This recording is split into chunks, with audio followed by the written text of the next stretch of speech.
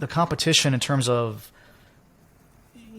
why should I sell to one aggregator versus the other has gotten pretty intense. I've seen interesting things in forums about like getting a free car if you sign with me, or shares or something in a company, or just all kinds of crazy things. What do you guys kind of perceive as your unique selling proposition on the buy-in?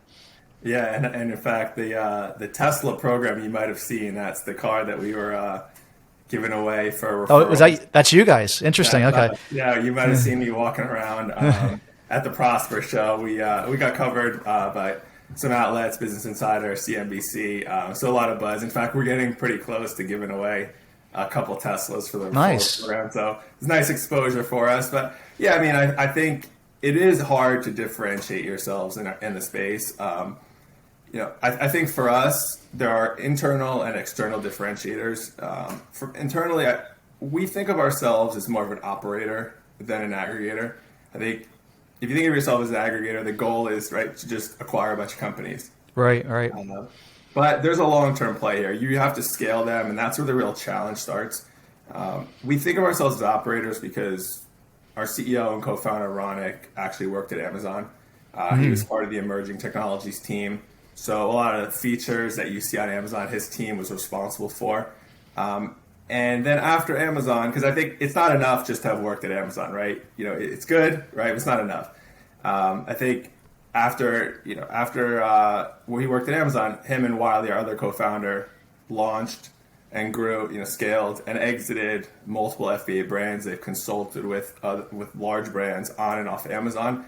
I think that's important because when we go to, talk with sellers about an acquisition, they want to know that we've been there. They want to know that we have their best interest in mind. We've gone through the challenges they've gone through.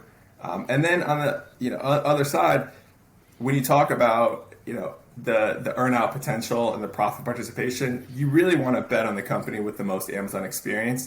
And Yeah. I think that is where we separate ourselves from some of the other companies in the space. And it does seem like, I at this point, I know dozens and dozens of people who have made deals with various aggregators, and it seems like there's almost always some sort of earnout component to it. Yeah. Why is that? Is that just the aggregators are smart? They're good financial people. They come from that background where they realize that they can put up a third less capital, has some less risk. They're making sure that maybe it's that the seller isn't trying to pull the wool over their eyes as much. If you're kind of along for the ride, then maybe there's less stuff you'll throw under the rug. Is there other things that I'm not mentioning, or is it those things and more? No, I think you nailed it. The other thing is, I think we want to go into a partnership in that, we want potentially them to be invested, maybe for 6 months they're consulting with us. I mean, they have the expertise. It's their brand. Yeah. If we can grow it together, because personally how hard it is to grow a brand on Amazon, and we're not, we don't have an ego to think that we know everything. And so if we can share their expertise going forward, we certainly will share in the profits. Yeah, and for me, I mean, someone who just bought a new business, did something similar to what you guys, we're on a much smaller scale. I mean, we bought one business. We're not looking to. Right. I'm at a point in my life where I love what you guys are doing. I think that it's exciting. I absolutely find it fascinating, but don't want to be on that roller coaster. 10 years ago, I would have been absolutely trying to push this and do this myself. But taking over one brand has been like overwhelming. And I think the thing that you really realize is that you're talking about the operator side. We can all be great operators. Like we all know how to create listings and make sure that there's inventory in stock and that you have great imagery and video on there and you're doing good PPC, et cetera, et cetera, et cetera. The thing that gets to be overwhelming is taking over these brands and understanding the actual products themselves, and that's kind of overwhelming. And doing that over hundreds of brands is kind of crazy. So I guess having someone around for 6 months to help make that learning curve flatten out a little bit over a 6-month period versus a 6-day period, Right. Can be a huge help, I would imagine. Yeah, absolutely. And it's based on what the seller wants. Sometimes they want to retire and go hang out on the beach, but we tailor all of the deals to the brand owner. We can't talk about customizing opportunities if we don't allow the Amazon brand owner to choose how they want to be involved. Yeah. Sometimes they want a clean exit. Sometimes they're involved for a month, or once a month. But we really let them decide, and that starts before the acquisition even happens. What do they see? Where do they see the brand in 2 to 3 years? Where do they see the opportunity? And you'd be surprised, how much information you get just by, being open and honest with them. Yeah. I mean, and I think that, for a lot of brand owners, I mean, someone like myself, I mean, the reason that we started selling assets wasn't that I thought that we had a bad brand or that the future wasn't bright. It just, you start worrying about the risk component, overlaying a risk component, maybe a 3%, 5% of like some doomsday scenario over top of one brand, can be pretty intense for someone like myself who had, started from zero and built up multi-million-dollar business and, have a small chance of things going to poop. It's scary, but if you have 100 brands and each one's only got a 3% chance, then you guys are in a much better position from a risk standpoint. Right. That's right. And I also think that, because I speak with about 200 sellers a month, and a lot of times what they've done to get to, let's say, a $5 million mark are not the same things that they would do from 5 to 10 or 15 million, right? There's different infrastructure they have to put in place. I find that a lot of times they're working in the business more than on the business.